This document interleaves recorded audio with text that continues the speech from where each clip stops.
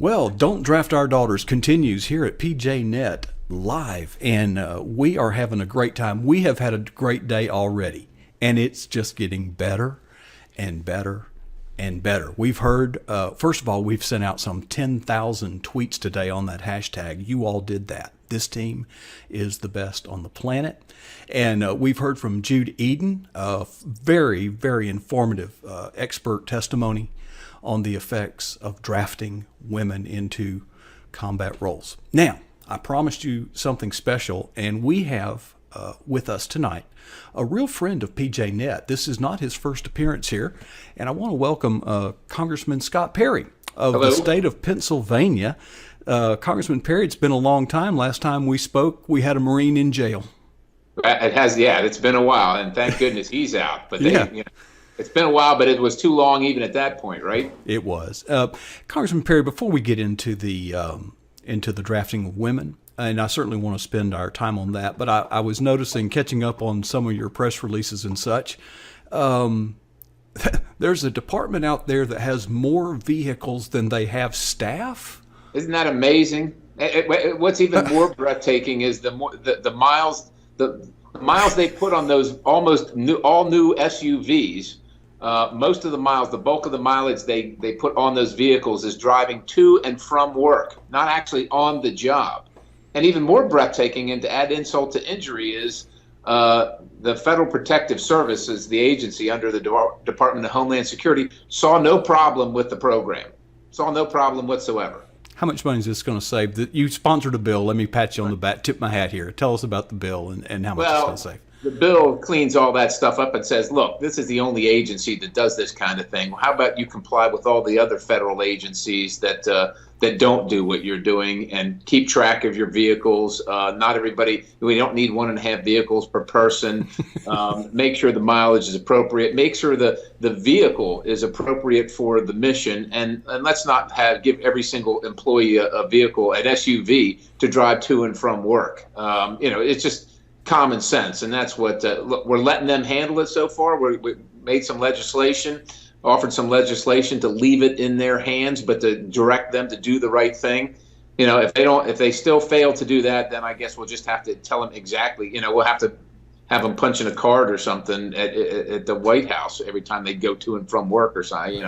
Hopefully it won't get to that, but we're hoping that they see their way fit to do the right thing with some guidance and some oversight. How much money is at risk here?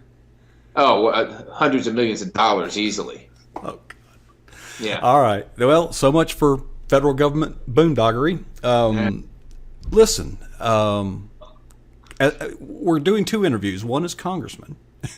Congressman, Yes. What in the heck is going on that the National Defense Authorization Act, the NDAA, when did this become? When did national security become a playground for social experimentation?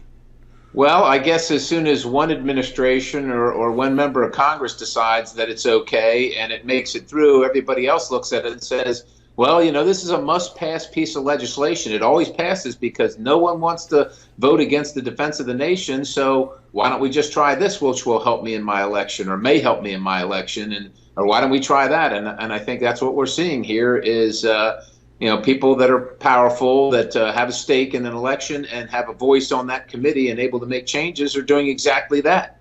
All right. Now, in the House version of the bill, was the provision to register women for selective service initially in it?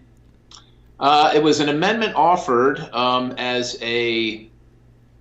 I guess it was to put some people in a bad position because they were running their mouth about the thing. Unfortunately, as it was offered, it actually passed unexpectedly. So then it had to be stripped out, and it was stripped out of it. Okay. Well, the House has always been a little bit more friendly than the Senate. Something interesting, and not that it's pertinent or germane to your side, but the Senate version was a close vote, but it was 30-something to 30-something, which means another 30-something weren't there.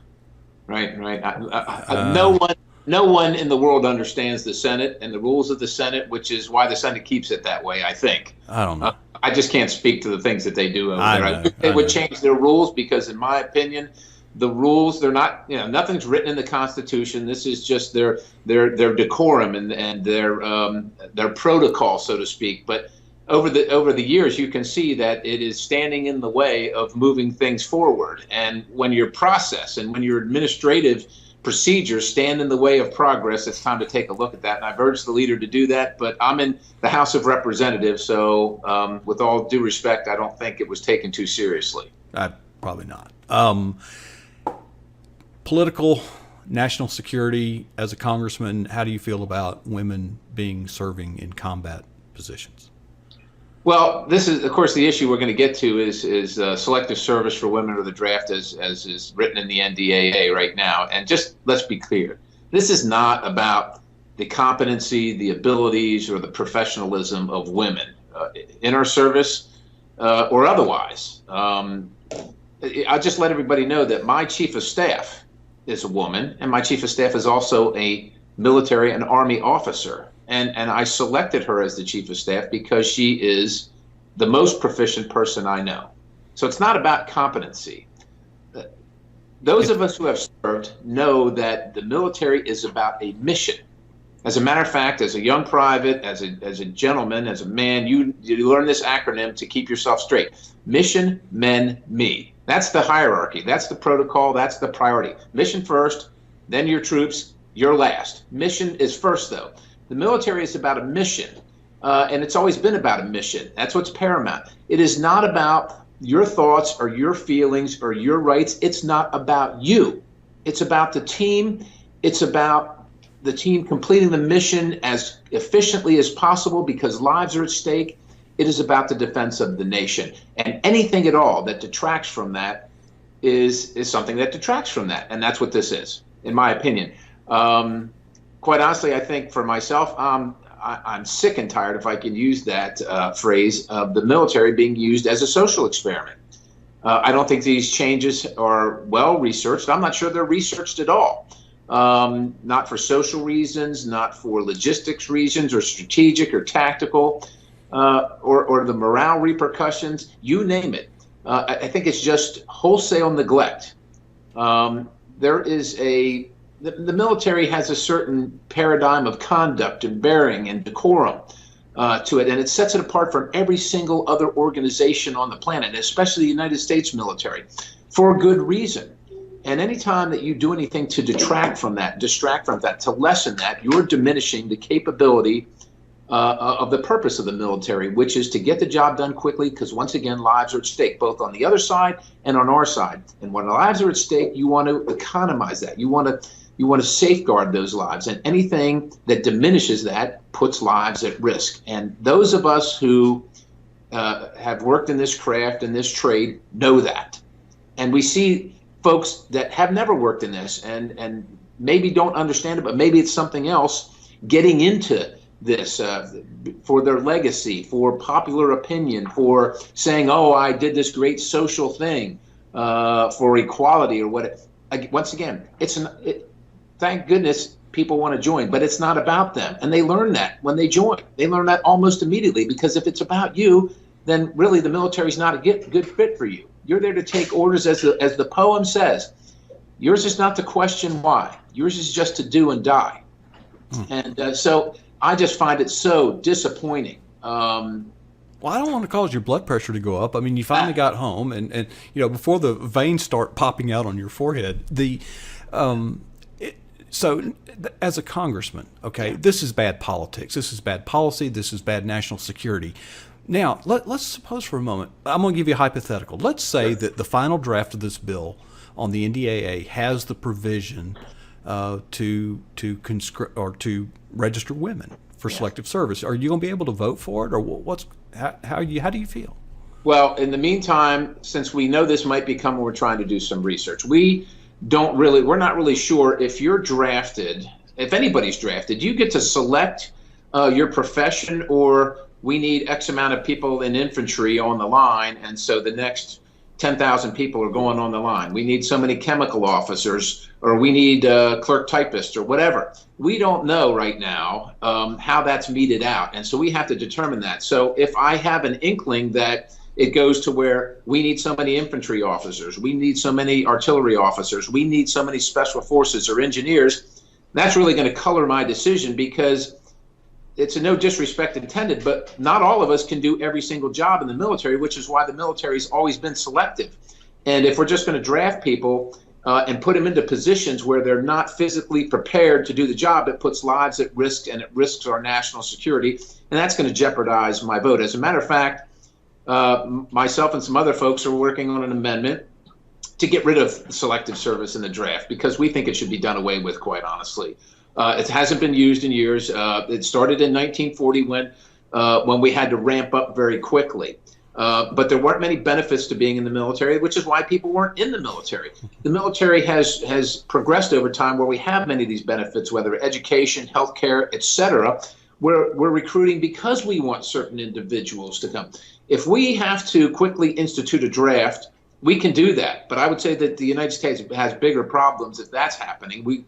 But if it is happening, we can do it just like we did it in 1940. You declare war, you set up the draft, and you set up the parameters, and you move from there. But this is a policy that long needs to be updated. And in my opinion, we've been doing quite well with an all-volunteer force. As a matter of fact, we would be doing very well if we would leave the politicians out of the, out of the business of strategic warfare and the tactics of it, and let the people that do this for a living conduct the enterprise and get on with it and win and get out. Well, Congressman Perry, you are in a unique position to say that, more so than anybody I can think of, because you are a general right now. So this is not some civilian professional politician saying that. You're speaking. What's going to happen if this goes through? What are you going to do? Well, I mean, can you imagine? Well, listen, there's going to be a lot of people that are concerned about the same thing, because you don't want to vote against the national security of the nation. But I think there's a fair amount of conjecture to say that if you vote in favor of this as it stands, and like I said, there are things we don't know, right? We don't know exactly how this would be meted out. But assuming that you can just draft anybody and put them in any position where the Army has a need, regardless of their ability to perform that mission, mentally, physically, emotionally, what have you, you're also putting the defense of the nation in peril. So it could be, a vote for is bad and a vote against is bad. You have to determine which one it is. And look, right now I am very hopeful that we can get this we can get this fixed, so to speak. We can solve this and clean this up before we get to this point. If we're going to do this, let's make sure we have a study. We know all the facts. We're doing it for the right reasons. There's a need, and everything can be fulfilled appropriately. We are not there at this point. So I'm not saying that we shouldn't have the conversation, but let's make sure we have the conversation before we make the decision, not make the decision first and then look behind us and say, oh, my goodness, I wish we wouldn't have done that. It will be too late then. So I'm optimistic, and we're working on it. Congressman Perry, you're a champion, and we stand with you. And I hope that you can take our message to your peers and colleagues in the House. I don't think we're going to have much trouble in the House, to be honest. Well, listen, I'm always surprised. People need to know that this is a dangerous distraction. This whole socialization of the military thing with all these different things we're doing.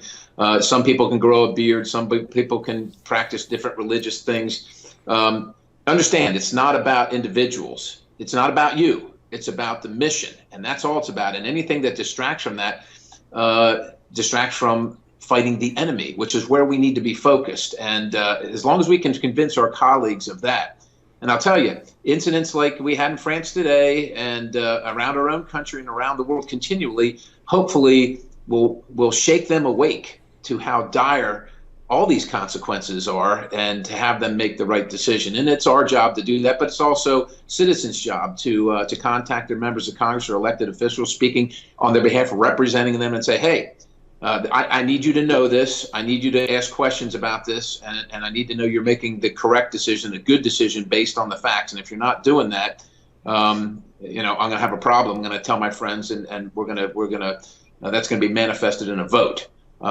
Members of Congress need to know that.